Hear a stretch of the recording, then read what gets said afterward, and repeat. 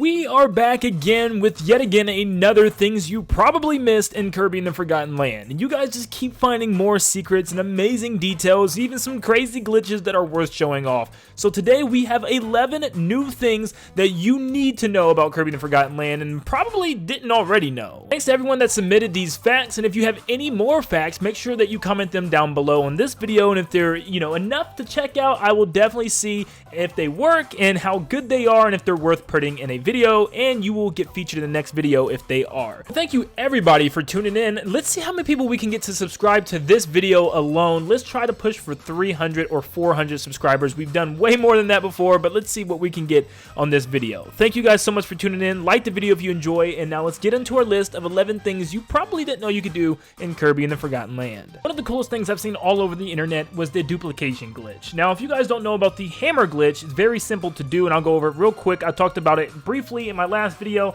I'll talk about it briefly again real quick. All you have to do is flutter up in the air, and as soon as you run out of air, drop down, do a hammer slam, and as soon as the hammer hits the ground, hold the jump button and you'll fly up, shooting into the air. It's pretty easy to get the hang of it, just takes a little bit of tries, but once you're up in the air in the final boss arena, once the battle against Chaos Alphaless starts, fly yourself all the way out of the arena and pretty much drop down and kill yourself. Normally you can't do this, there is an invisible border, but now we're over that border. Doing so makes the game think that you've reset the boss fight, spawning in a brand new Phase 1 Chaos Alphaless. Now it's actually possible to battle this guy like normal, and even while Chaos Alphaless, the soul form, is still on the stage. Yes, you can actually battle the original form all the way to its soul form and have two soul forms battling on stage, which is crazy. I didn't really get to that point because I was too busy fighting them both. But yes, both will fight individual of themselves, and you can pretty much have a dual boss fight. Make sure you kill the second one first, I guess, if you want to have a longer boss fight.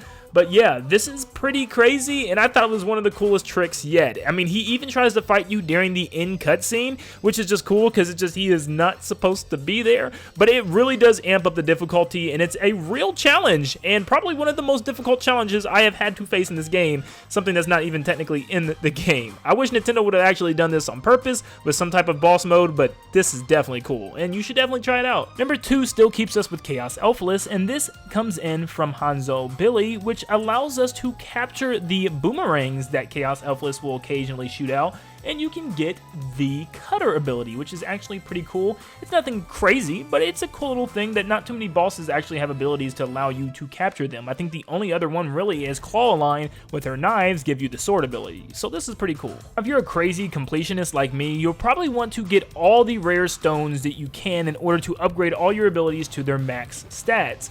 And you're going to need a lot of rare stones for that, and there's really no quick method to do so in the base game.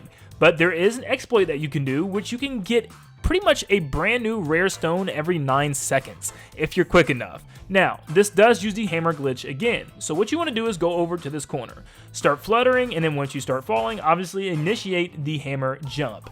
Land on top of this roof and try to make yourself jump and float over the Coliseum walls. Now you want to make sure that you don't fall all the way down here. This is a gap in the terrain. The light green is the actual terrain, the dark green is more of the background aesthetic.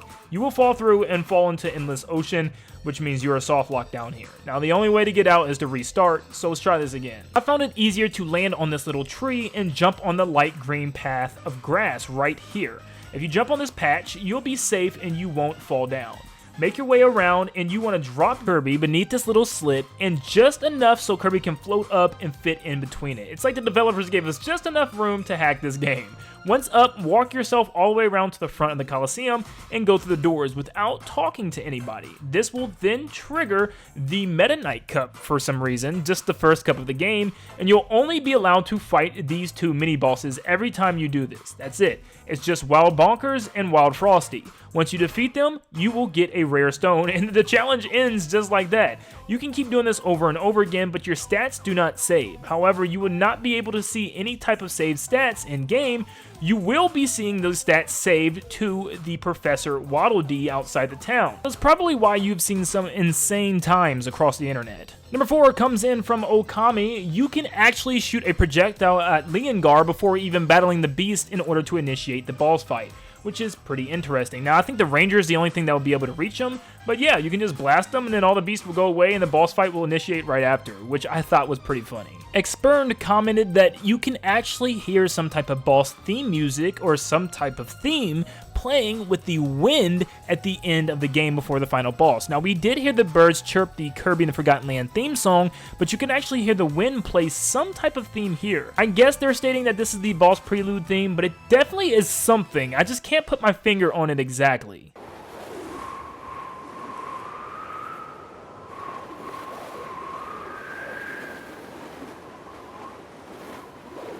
We now head to Arrival Mall for probably one of my favorite tricks, or really Easter eggs, in this entire game, period.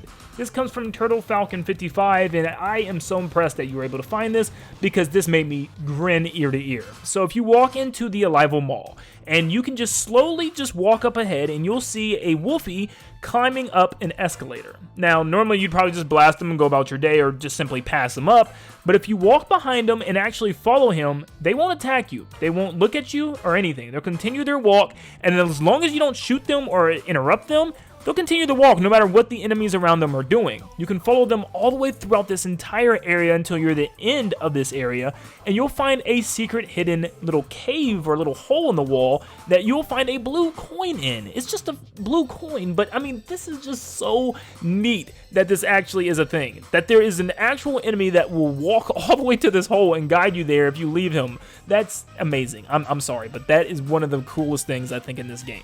This one comes in from Soupy Milk 619, and it states that Silly Dillo can actually instant-kill Kirby. Now, normally you'd probably just mash out of this cage and you'll be fine, and in fact, you have tons of time to mash out of this cage. I mean, I think it's literally like 5 to 6 seconds, and it's long seconds. I mean, you could just sit there and he'll shake you and shake you and shake you, and then eventually, yes, he'll slam the cage on the ground, just instantly killing Kirby. I was actually surprised that this happened. Like, man, he literally just murders Kirby. He doesn't even capture him and just take him anywhere. He just kills him. This one comes from Steel Joe 1120. If you played any past Kirby games, you probably know this one. The letters of each world actually spell out New World, and this is something that Kirby and HAL has done for the last recent games. Kirby Return to Dreamland spelled out Crowned, Kirby Triple Deluxe spelled out Flowered, and Kirby Planet Robobot spelled out Program. I love finding new tricks that only work with a specific copy ability, and this one works with the second evolution of the Tornado ability. Now, this only works with Fleer Tornado, which is the second evolution. If you spin the analog stick and pretty much make Kirby, you know, spin in circles or run in circles, it is the only ability that actually has its own unique animation where Kirby will pose at the end of it, and it actually even works as a little attack. It's probably not really used to be a main attack, but it is fun to just know that you can actually do this little ballet spin by just running in circles real fast, and it's an extra little attack and a cool little add-on to the moveset. Thanks Mr. Mewmeow for the cool secret. Speaking of secrets, it is no secret that Morpho Knight's sword is one of the craziest abilities in the entire game. And Toast the Racoon found even more things that it could do, because it kind of works as a multi-purpose tool and a multi-purpose copy ability that we don't have a lot of. So with Morpho Knight's sword, it can do many different things. One thing it can do is it can pretty much hit any stake. Like a hammer, if you fully charge the giant sword swing, it will peg down any stake. This one's a little more obvious, but it can also obviously set things on fire, and even the little lanterns that you'll find throughout different levels, which, yeah, of course, it has fire abilities. It can also be used to shoot gusts of wind because it shoots out twin fire tornadoes, and it actually can turn on the various fans that you'll find throughout different levels, so you don't really need ring mouth or any type of the tornado abilities because Morpho Knight's sword, it does it all. And finally, this one comes in from Eater999, but you might notice some very pesky, annoying, cardboard cutout aliens that pop out at you in the Funhouse stage of Wandaria. Well, did you know that you can completely